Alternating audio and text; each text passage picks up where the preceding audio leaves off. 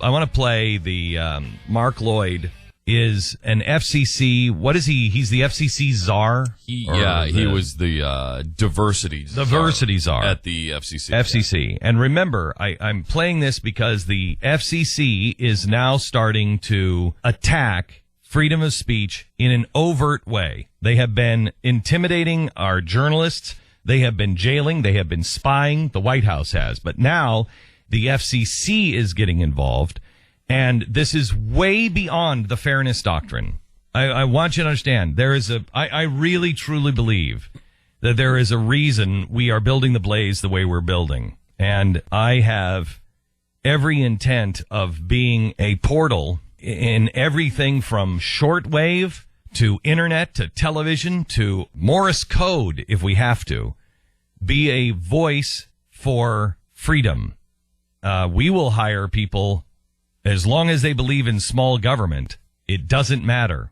Left, right, it doesn't matter. As long as they believe in freedom, the Constitution, and small government. And I worry about the freedom of press because I see how our press doesn't care. They don't care that their colleagues are being spied on. They don't care that their colleagues have been arrested and hassled. They don't care. They are cowards. I had a meeting with a very famous news anchor. Would you say it's a news anchor that everyone would know? Describing them very famous. Hang on. Turn off your mic for a second. Oh, yeah. Yeah, okay. Yes. Mm-hmm. Had a meeting, and in this meeting, this individual told me about people that they work with that believe the same stuff we do. And by watching them on the air, you would never, ever know. Oh, you'd believe the opposite. Yeah. And I'm like, well, why, what? Glenn, quote, not everybody is you. Not everybody is willing to say it. Well, that's a problem. That's a real problem. Yeah. There is much more that we agree on than disagree on. We just have to be willing to say it. Our lives, our fortunes, and our sacred honor. And I am very concerned about the media.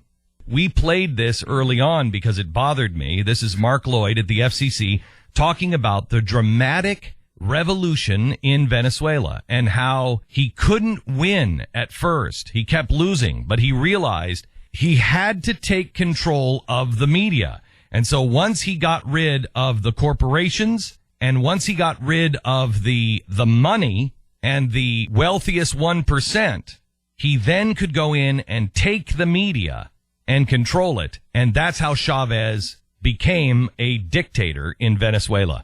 Now, I want you to listen to him, and then I'm going to play one more piece of audio for you. In Venezuela, Chavez really had an incredible revolution, democratic revolution, to begin to put in place things that... So he's saying that in Venezuela, there was this incredible... With Chavez, there was an incredible revolution. Going to have an impact on the people of Venezuela. On behalf of the people of Venezuela. The owners and the folks who were then controlling the media in Venezuela rebelled, worked frankly with folks here in the U.S. government, worked to oust him, but he came back in another revolution, and then Chavez began to take it very seriously. Okay, so he's talking about how the media was working against him. And the media was the wealthy there, and they were working with people here in the United States to oust Chavez. So he's impressed that they went in and shut down the media and stopped it. And he says in this that the only way for real revolution to take root here in America is you have to have control of the media. Now, this is the guy the president puts in charge and puts inside of the FCC. For diversity, by the way. Yeah. For diversity. I guess just diversity of color, not diversity of thought. Hang on just a second. Put this into place, please. Diversity. Why did they say that they were going into all of our newsrooms?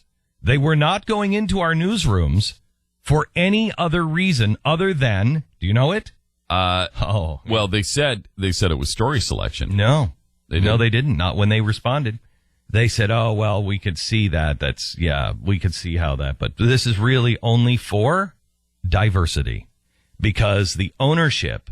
I mean, they've been harping on that for a long time. And that's what they said just last week. that this is for diversity only. Yeah, but it's diversity not in the newsroom, right? They're talking about diversity of ownership. That's what they're claiming is diversity ownership. How are you doing anything about that in the newsroom? I understand that. They're saying it's because the story selection, the reason why is that's why they have these, are you serving your community? Because you're owned by these rich white people. Yeah. And so the rich white people don't care about the inner city. And so you're selecting the wrong stories. You're not serving your community. But if there was a minority owner, they would care about that community and they would serve that community. That's what they mean by diversity ownership. They are first making the case that you are not serving your community. Chilling. It's bone chilling. It's chilling. So this is the plan. And I'm telling you, if I may quote, some people say that this is a Trojan horse, but it's not. It's right here out in the open. And they didn't listen last time. God help us all if the press doesn't listen this time. And if you can't stop it, you've got to support your local television stations. We have got to figure out a way. We have to produce something. We have to figure out a way to support our local broadcast stations, because our local broadcast stations is the last line of defense. I mean, here we've been thinking about, this is stupid. We've been thinking about things that we could put on networks, but the ones that need the money, the ones that need the help are the local broadcast groups, the local television stations. Because some of them, as we've pointed out, are still telling the truth. Some of them will actually do some of them, stories. Most of them. Yeah, a lot of them. Any of the stories we see on the Blaze, we see these stories on the Blaze, and I got to tell you something. Affiliates. You come from local affiliates. You come from the local news, and we put them up on the Blaze, and you're not seeing these stories nationally. It's the local affiliates that are doing it. Yeah, they turn into national stories once they go up on the Blaze. Yeah, but exactly. You're right. These stories get, no one even knows about them. A lot of nobody, and Channel 4 in Omaha or whatever. Yeah, and the local broadcast groups, your local television station can't afford their news. They can't afford it. They are losing money hand over fist. You know what? We'll work on something. You work on something. You find a way. If you're listening to this on your local radio station, if you hear an ad that you want, you're looking for that, you're looking for a car or you're looking for whatever, please at least go through the door of that advertiser that you're hearing in the commercials coming up in a minute. And if you need that product, if it is a product that you like and, serves your purpose, don't buy anything that you don't like. But if it's something that serves your need, please buy it from an advertiser on this station. And additionally, take the extra step to tell the people there why you're there. Yes. Tell them that their ad is working, because, these guys, it's hard to figure out whether it's working. They don't know who. Right. Let them know that the reason you're there is because they're supporting free speech.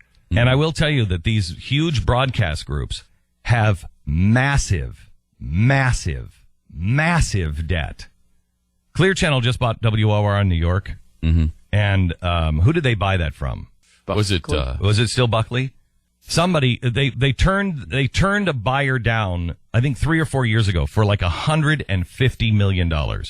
Clear Channel, Clear Channel unfortunate it is. Yes, Clear Channel just bought it for $20 million. That's unbelievable. Yeah, so it was like $100 or $130 million loss. That's what a medium market radio station used to go for. I know. Wow. So these groups, they have cut back everywhere they can. Look, the reason why, Rush Limbaugh and Sean Hannity and I and Mark Levin are on all these stations is because people can't afford the talent all the way through the day. We're really, I should say they're really good.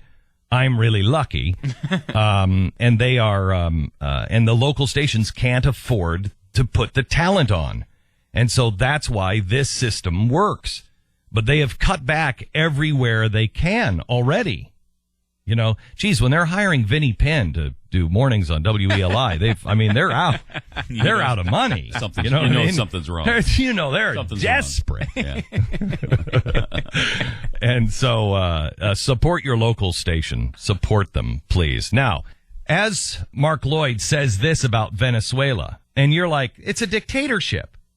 Know that he's not the only radical revolutionary that sees that important revolution as a good thing in Venezuela. Listen to this week from Hillary Clinton. Venezuela is a difficult situation because it is a country that is not being well governed, and it's a democracy. No one would argue that it isn't. I would. I would too. I would argue. Someone would argue.